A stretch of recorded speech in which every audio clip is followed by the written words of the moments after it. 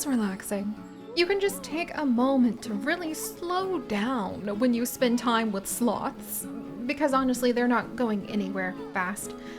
Really, they aren't. They don't even have some sort of secret trick up their sleeves to really start hoofing it. No, friends, sloths are slow. Especially the three-toed sloth, which tends to be very slow indeed, because it has to go ahead and make the most of the leaves that it exclusively eats.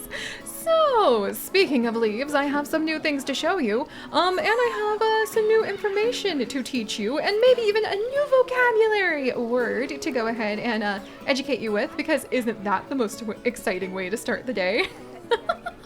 But hello everyone, and welcome back to our adventures here in the Pixel Sanctuary, where we have got our lovely sloths slowly spreading their way across their very slowly updated exhibit. But I have good news! Hopefully today we will be able to add in a lot of leaves, which is perfect because it turns out I didn't need any of this fruit. I think I mentioned that to you guys before, but I've done a little bit more research on the three-toed sloth. Yeah, they are strict folivores, which is your vocabulary word of the day, which means that they only eat leaves. You can think of a few others, like koalas, who also only eat leaves and who have a very hard time getting enough energy squeezed out of those. And that's, you know, why sloths and koalas spend so much of the day sleeping, and they tend to move pretty slowly. And also sloths, at least, don't have that toxic buildup that koalas do from eating leaves they're literally allergic to and that have too much toxins in them. We'll talk about the absolute ridiculousness that is koalas another day, though. For now, let's do this! Alright, so welcome back to one of the things that I am the most proud of ever having built in my life. And today's goal is going to be adding up more information out about the sloths into the world so that hopefully people can get really excited about them.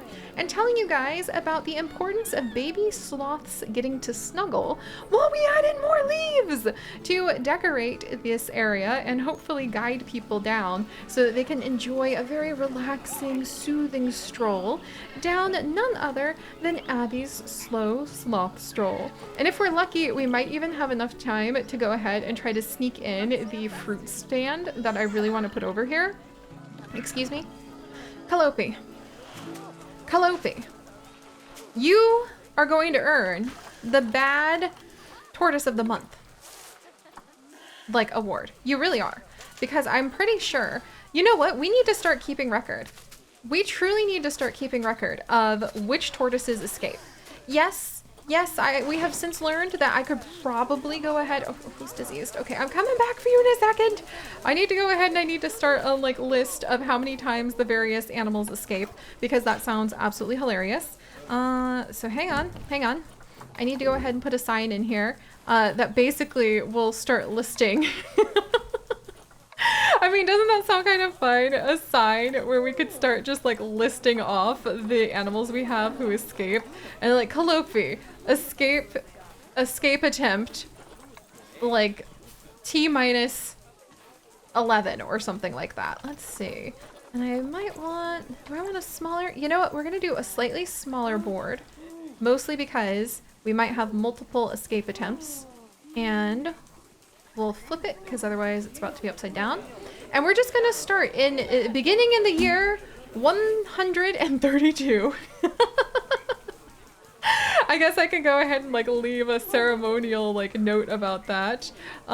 There. All right. Dangerous animal escaped? Okay, I don't think that's the tortoise. Did not. Don't you fuss at me about my giraffes. Though I will concede the fact that they are somewhat dangerous. All right, hang on. This was too funny. We have to go ahead and we need to make note. So we're going to put Bad Tortoise. Let's see, yeah, Tortoise of the Month. I guess of the year. So let's see. Let's put that in. And, oh, okay. Oh, there we go. There. So Bad Tortoise of the Year. And then we'll try to keep track of them. Let's do maybe a light green there. Maybe, can I read that? Okay, we'll edit the text color just a touch more. Maybe a dark color is actually better for this. All right, how's that? I wish the text was a lot cuter. Like, that's a consistent thing that I've always wanted in Planet Zoo, is the text to be a little bit cuter, because I don't think it's cute enough, and I really want it to be. Alright, bad tortoise of the year. Na na na na na. Okay, how about that? That'll do. That'll do. If we must. Alright, and then let's go ahead. And it's going to be Calliope. There we go. And then we're going to have one escape. And then as they escape again, we will start keeping track of this, because I think this is hilarious and it adds a ton of the personality that we're really looking for. Let's see. Okay, tortoise is not in here, but what about turtle? Really? There's nothing about like tortoises or turtles? Really? But we have what now?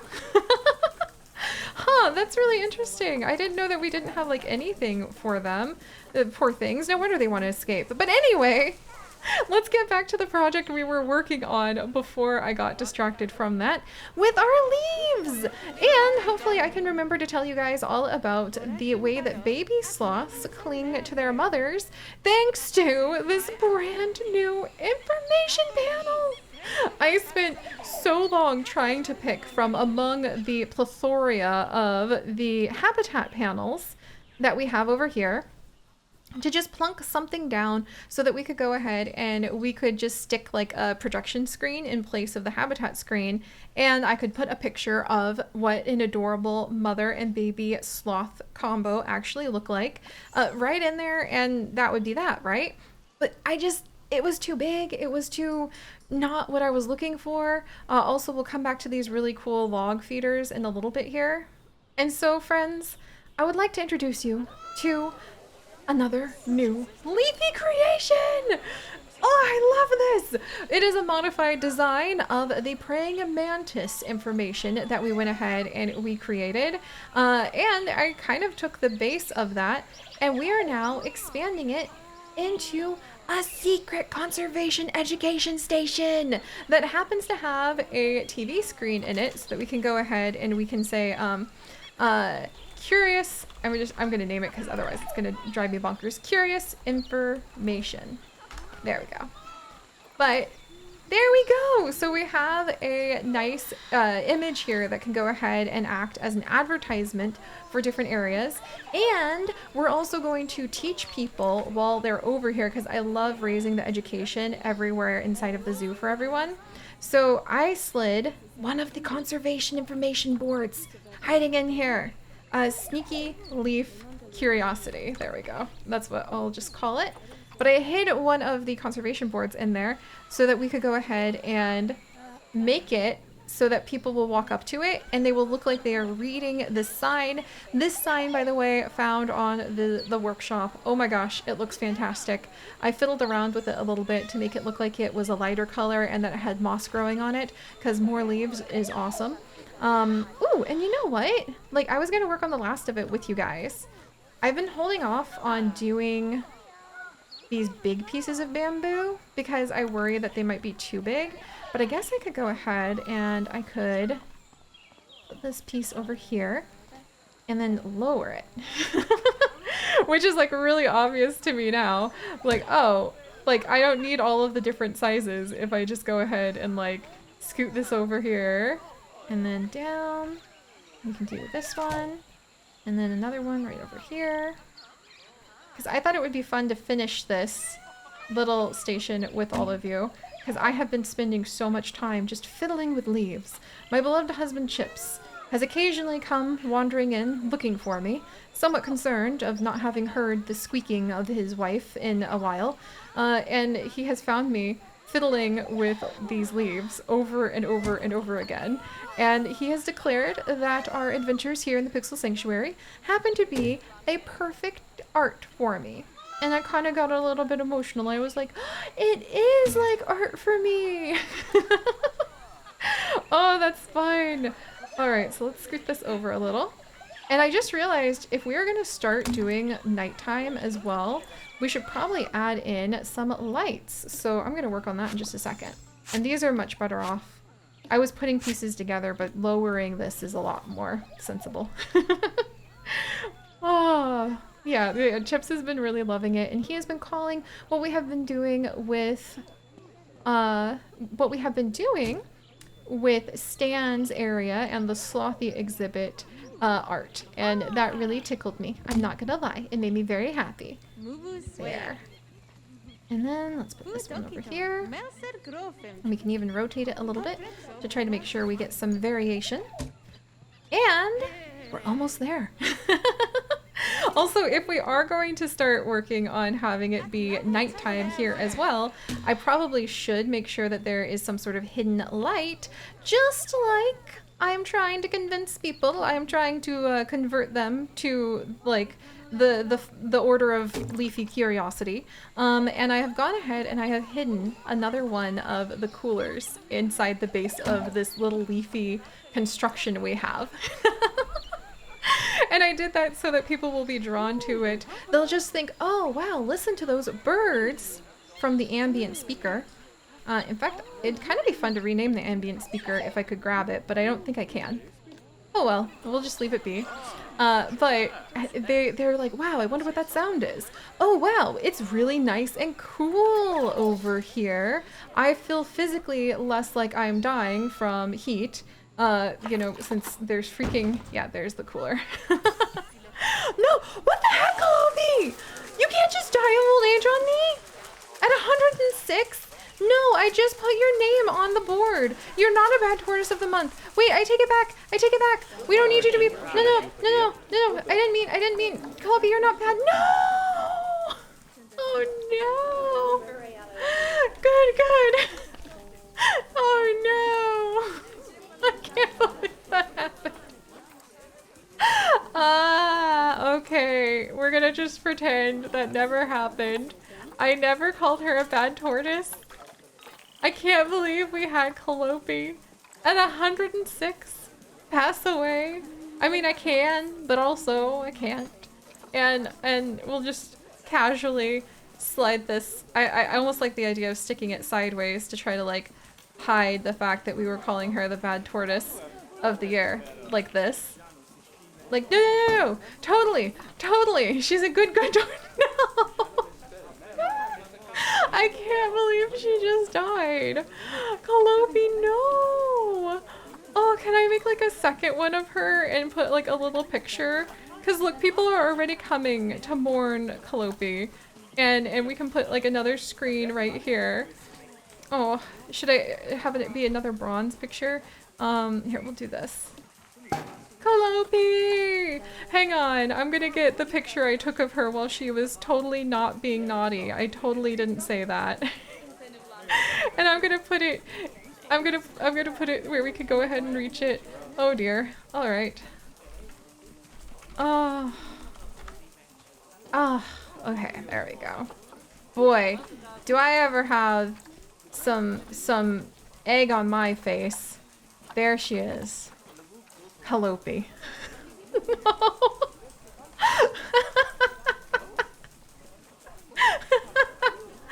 Bad tortoise, is it? Oh, it's like my soul feels bad now. She died. She died. Somebody please come and collect her. I can't handle this. This is just too much. Thank you. Thank you very much. Which vet is that? Which vet is that? It's Gravekeeper Lord of Thunder, who made it all the way across the zoo to come and tend to Calliope. Also, our mechanics have finished their research. Thank freaking goodness. And I think that's finally all of the research until another pack drops. So, phew. All right. Well, and somebody else is gonna go fix that water thing because I still have not been able to tell you guys. How baby sloths, let's go ahead and check in on our sloths, by the way, just to make sure everybody's doing good. Stan and Tiger, do you guys want to have more babies? Maybe I should find Tiger another mate. No offense, Stan. No, what am I saying? This is gonna be the rise of the Stans. We are gonna have Stans for Stans, and we're gonna keep it going. So we're not going to, like, replace him. But here is what I was going to tell you guys about the importance of baby three-toed sloths and how they hold on. And I think two-toed sloths do this too. They hold on to their mothers, and to the point where it is biologically written into them. You know all those cute pictures of a tiny baby sloth like holding on to a stuffed animal? Actually, that's because the muscle development of a baby sloth is set up in a way where they need to be grasping something really tightly like their mom so that they develop their muscles correctly. And that makes so much sense because they cannot fall. If they wander like a baby monkey, there's a high chance that mom may not be able to make it all the way back down to the ground, pick up the baby and get all the way back up in time to save the baby from, say, an ocelot or something like that. So it behooves the baby sloth to cling on literally for dear life for about 12 months while it watches its mom go ahead and eat lots of leaves, as we discussed earlier. No bananas. Sorry about that. Sorry about that, tiger. And then as the baby sloth watches its mother eat leaves, it will actually learn what leaves are safe for it to eat as well, and it will eat leaves out of the mother's mouth in order to go ahead and get the good digestive enzymes. And you guys know how much I love talking about the gut microbiome. Oh, it's very important. Trust me, if you're on the wrong side of lupus, you really look for as many benefits to your immune system as you can, and the gut microbiome is one of them. And not just for humans, also for the baby sloths, because the enzymes and the bacteria that they get for their gut microbiome from their mom will let them break down the leaves that they eat as adults. If they do not have those biomes, those gut biomes that they inherited from the enzymes from their mother, they can't always eat the leaves that their mom ate. Like if they didn't get the bacteria basically and the enzymes from mom, then you could give them the same leaves that mom survived off of, and there's a chance they're not going to do well anyway with those leaves. They may not be able to digest them at all. It may even kind of form a toxicity in their body. So there's your baby sloth information. I find that quite intriguing. Also, which one? Hello. Oh, which one of our sloths is this? Oh my gosh. Okay, that's so cute. Is that? Oh, it's Jelly. Here, we're gonna do it like this so we can tell. It's Jelliana Stan! Sleeping in this adorable little spot. Oh my gosh, that's adorable. I actually don't know if sloths curl up like this to sleep. If they do, that raises a lot of questions for me about how a sloth is able to like avoid predators. But also maybe if a sloth falls asleep while it's clinging to the top of its area, that could be really bad for it. All right. Well, now that we've done that, the whole point of building this is because I wanted to be able to have places where I could show you guys pictures, and maybe even we can go and rename this thing actually to Hang On Tight Baby Sloth. And that will let me know when I select it. Oh yeah, that's what that's about, so that I can tell you guys these cool animal facts. I love it. Okay. And we have a cooler in here, and we have some ambient things, and we have an education station, and we can go ahead and we can use this as an advertisement target, and it doesn't even have to be for the thing that has a picture of. We could just say it makes people curious enough to go check out another part of the zoo. And let's see if I'm really gonna like go all out to go ahead and lure people over. I think it already has everything that I want here. And I don't really want to add sound, and education speaker might overlap too much because I want to use this just as a extra bonus information stand we can put all over the entire area. I don't really want people sitting on it. And that also heavily limits what we're actually able to do in terms of putting these next to paths, because the benches have to be against a path. I don't really want any animal exhibits on it, but we may go ahead, and we may actually think about a light, just really quickly. Because if we're gonna start having things at night, could I, oh, wow! Because I'm wondering, if we're gonna start having things at night, does it make sense to start putting lights in now? If so, what does it look like if we come over, light color, oh my gosh, can we try to blend this in? Could I blend this in with the bamboo? Can it be that awesome? Okay, hang on. Because that would be kind of amazing if we could make sure just to install this now so that we don't have to worry about it later. No, giant tortoise, please don't. Yeah, okay, there we go. Oh geez, we have a lot, oh geez. Okay, we have a lot of rocky situations going on with those tortoises. Oh my goodness, I love how chaotic all of this is. I love how chaotic all of this is. Because it's us. There's that. And then maybe, let's see. There's that. And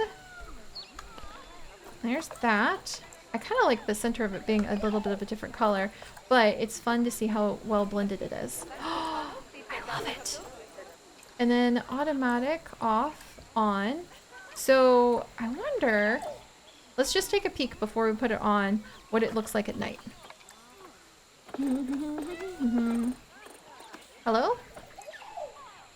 Cool! It's not really like enough to light the whole place up, but it's definitely a really cool start. I love that.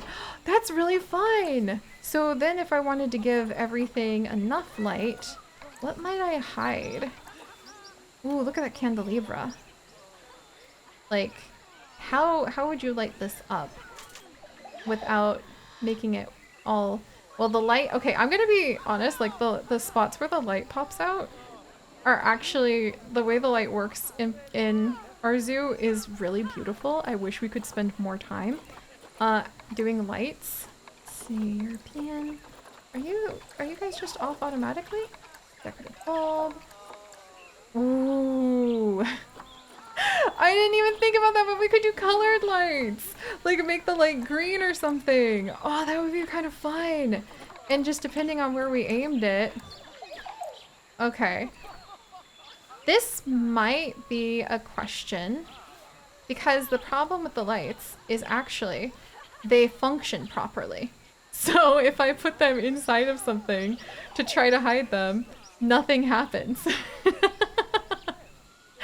And they're just gonna disappear, which is such a pity because I would love just to have like this naturally lit up and you just don't know how or why. But I think that this is actually a great stand-in then. And we'll go ahead and add a few of these in real quick. And then when we're done, you guys will have learned a little bit more about baby sloths. I kind of wish that I could potentially get a new mate for Jelly Stan and Tiger's firstborn daughter. Very proud of them for that. Very proud indeed. But I'm a little worried. Well, I guess I could go ahead and add a mate, and then we'll just have to carefully monitor things. Are you going to tell me that my giraffes are trying to escape again? Now is not the time for giraffe escape. Now is the time that Seri is trying to... No! And now my Alberta giant tortoises are breeding. Interbreeding. I don't need that. I don't need that. Thank you very much. Don't need that to happen. I love this though. You guys! I'm so proud. So now we'll have something that will educate guests, that will cool them off because, you know, people are just going, oh, dang it. Interbreeding tortoises again.